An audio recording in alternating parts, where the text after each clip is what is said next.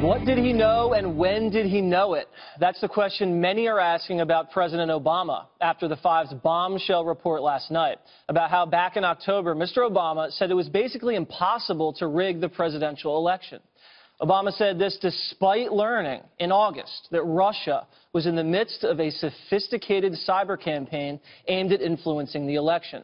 According to the Fox News Brain Room, President Obama did not mention the Russian meddling once between the time then-candidate Trump accepted the Republican nomination and Election Day. The big question now is whether Mr. Obama owes the country an explanation for his silence. And just in case anybody missed it last night, here is what President Obama said about rigging an election. Roll it. There is no serious person out there who would suggest somehow that you could even rig America's elections, in part because they're so decentralized and the numbers of votes involved. There's no evidence that that has happened in the past or that there are instances in which that will happen this time. And so I'd advise Mr. Trump to stop whining and go try to make his case to get votes. Stop whining, Dana Perino. What do you think? Okay, well, the whining is coming from lots of places, and partly because President Obama knew all of these things. I believe there probably is an explanation that in his mind, if you go back in time, knowing what he knew at the time, that he thought that he was doing the right thing. The question is, would he be willing to then share that with us now, or is he going to wait?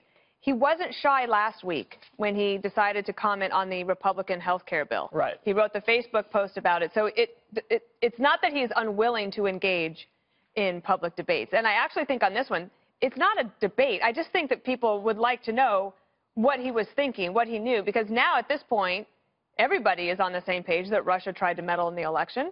So then what do we do going forward? Because that's actually the more important question, which is how do you protect the elections going forward, like in 2020 or even 2018 or 2020? If he feels like he doesn't want to do it himself, if you go back to 2009, there was a model that worked, I think, very well for President Bush. And that was that President Obama spent a ton of time attacking George W. Bush about torture. And it was Vice President Dick Cheney who was not shy about coming out, and he gave speech after speech. Remember the dual speeches against President Obama? Are you saying send Biden out there to clear this thing up? I am saying that he should send Vice President Biden. If the president is not willing to do it himself, I think that Vice President Biden is an excellent choice to explain what they were thinking at the time and let the chips fall where they may. I have a better suggestion. What would that be?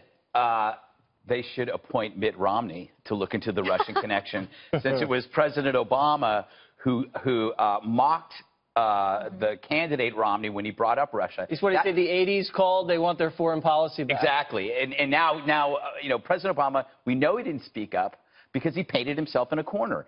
He had said that Russia was no threat, the same thing he did with ISIS. And so his ego forces him never to admit that he's wrong. So he couldn't admit that ISIS was not a JV team or that Russia was at fault. So these are all really big mistakes. And it's hilarious that the more that you dig into this Russia story, it becomes a Democrat story, not a Republican story. And it makes President Obama into the world's worst renter. He leaves the place in a far worse state than he found it. If you look at Russia, if you look at ISIS, if you look at Iran, he's like a frat that trashes like a hotel at Panama City Beach. He painted the bathroom. Yeah, exactly. And he let the balance deposit just bounce. Greg's saying, Kimberly, that President Obama's a little embarrassed about maybe what he said to Mitt Romney, and then if you double down on that, President Obama got smoked by Putin in Syria, got smoked by Putin in Ukraine, allegedly now got smoked by Putin at the election. Do you think he is just saying, you know, this doesn't look good for me, that's why? Well, you don't want to say that Putin did, in fact, have a material impact on the election. He's saying that there was alleged tampering, right, I think was the accusation. Well, what I know and what we know from the reporting and the timeline and the chronology is really important here in terms of the fact pattern is that we knew the president, now we know for certain, and we know, talking about on the show last night, today, and as the story is developed, that President Obama believed and knew that Russia was trying to influence the United States presidential election. And May of 2016, they were already actively involved in unmasking officials and trying to find any proof of collusion, obtaining FISA warrants within the Trump administration, the campaign rather at the time, trying to see if anyone was colluding with the Russians. So if he knew all that and he didn't say anything when candidate Trump got the nomination, and he didn't say anything between the period of time when candidate Trump got the nomination and then eventually won the presidency, why is that? And not only did he not say anything, apparently he didn't do much of anything either. Richard, is that dereliction of duty when you know that the Russians are trying to, create this espionage within our electoral system and you don't do anything about it? That's a loaded question. But let's talk about a couple of points here. Number one, the argument being Obama being smoked, right? So you have to remember that whether it's Obama or Donald Trump or George W. Bush or Bill Clinton or Ronald Reagan, they represent the United States of America, right? So that means our entire nation got smoked by the Russians. And sadly, the current president still won't admit that Russia engaged in our election, even though 17... He did now. Finally. Did you watch last night's show? Juan said the same thing and he was debunked. Okay, so it took him, that's fine. So it took him 6 months to admit something that we've all already known. That's great for America. That's great for American confidence. That's great for American confidence. Number two, I think if we sit here and talk about it how you talk about it, Jesse, I think you've taken out all the politics out of this here. Just imagine if President Obama at the time went out to the American people and says, the Russians have rigged our election and we've got to stop it and I'm going to have a full-fledged investigation. Folks like yourself would have said, oh, they're tipping the scale for Hillary Clinton. They're blaming this on Donald Trump. So the president had to make a calculated decision. Do we do everything we can behind the scenes to stop this, including addressing Putin directly at G7, or do we go out to the American people, possibly, because remember, we have a Republican-controlled House and a Republican-controlled Senate, have our FBI director subpoenaed, have James Clapper subpoenaed, and engage, literally interfere in the election by endless hearings. So you're saying President Obama cared more about the politics of the election, not the integrity of the election? I'm saying that President Obama, I'm saying the opposite. He cared about the integrity of the election to the point where he didn't want, he wanted to make sure he didn't care about the integrity of the election that much. Can we ask him the question of the block, which is, do you think that President Obama should come out and give an explanation? No, here's the thing. If the president wants to come out and give an explanation, I think he should. If he wants to send out Joe Biden, he should. I think we do have questions on why he did it. I'm not questioning if he should have did it. I agree. I just want to know why he did it. You know, someone else wants to hear from President Obama, it's Newt Gingrich. Roll the tape. Yes, there's a big Russian story. It's Barack Obama, not Donald Trump. The Congress has an obligation to call him in. How can you be told the President of the United States knew last August the Russians were, in fact, involved in this and not ask him and ask him under oath? I mean, how can you be so irresponsible?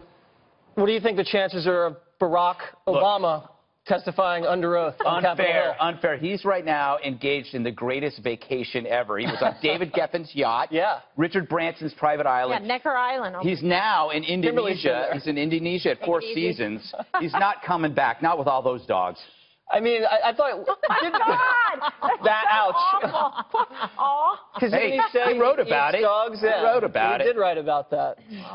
Each his own. I think, didn't President Obama at one point say you have to have enough money at some point? Isn't there too much money? Apparently not enough money to satisfy him. Like last time I was here was Clinton. Today you're obsessed with Obama. No one's obsessed. No, it's actually the story. It's the story. Okay, so... And mind you, can I just say that Newt Gingrich flip-flops. I respect his work as Speaker, but he flip-flops more than anybody else that I know. He's for it. Then he's against 12 o'clock before he's for 12 o'clock. And then sometimes it's the opposite. Let me put this to you, Richard. The left made a big thing about this memo that President Bush got. I think it was in the summer or the spring when he was president in his first year, that bin Laden determined to attack the U.S.